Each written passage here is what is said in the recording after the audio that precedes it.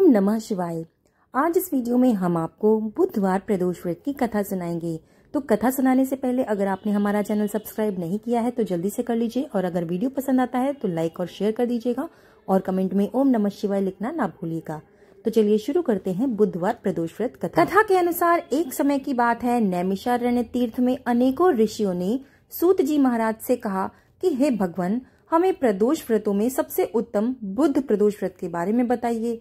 तो सूत जी महाराज कहने लगे कि हे ऋषियों, मैं आपको बुध प्रदोष व्रत यानी बुध त्रयोदशी व्रत की कथा सुनाता हूँ, ध्यान पूर्वक सुनो। प्राचीन काल में एक पुरुष का नया नया विवाह हुआ था।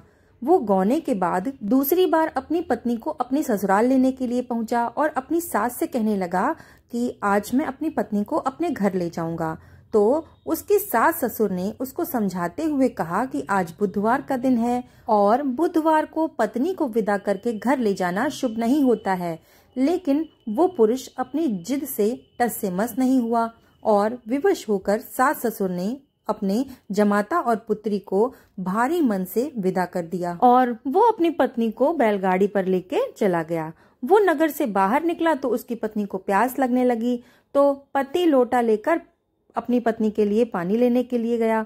पानी लेकर जब वो लौटा तो उसके क्रोध और आश्चर्य की सीमा ही नहीं रही, क्योंकि उसने अपनी पत्नी को किसी अन्य पुरुष के लाए हुए लोटे से पानी पीकर हंस हंस के बात करते हुए देखा था। क्रोध में आकर वो आग बबूला होकर उस आदमी से झगड़ा करने लगा, मगर ये देखकर उसके आश्चर्य की बांध टूट गई कि वो पुरुष की जो शक्ल थी वो बिल्कुल उसी आदमी से हूबहू मिल रही थी। हम शक्ल आदमियों को झगड़ते हुए बहुत देर हो गई थी कि वहां आने जाने वाले लोगों की भीड़ एकत्रित हो गई। तब सिपाही ने स्त्री से पूछा कि इन दोनों में से तुम्हारा पति कौन है। वो बेचारी असमंजस में पड़ गई, क्योंकि दोनों की शक्ल एक दूसरे से हूबहू मिल रही थी। बीच राह में अपनी पत्नी को इस तरह लुटा देखकर उस पुरुष की आंखें भर आईं। वो शंकर भगवान से प्रार्थना करने लगा कि हे भगवान, आप मेरी पत्नी और मेरी रक्षा करें।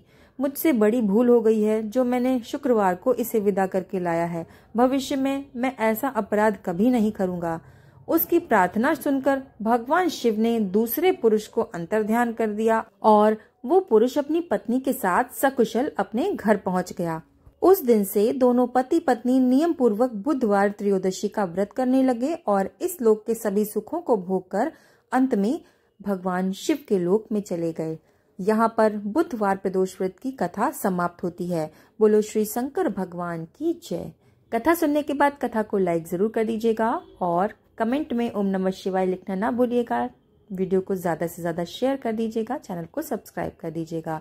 तो मिलते हैं ऐसी ही सुंदर कथा के साथ, तब तक के लिए धन्यवाद।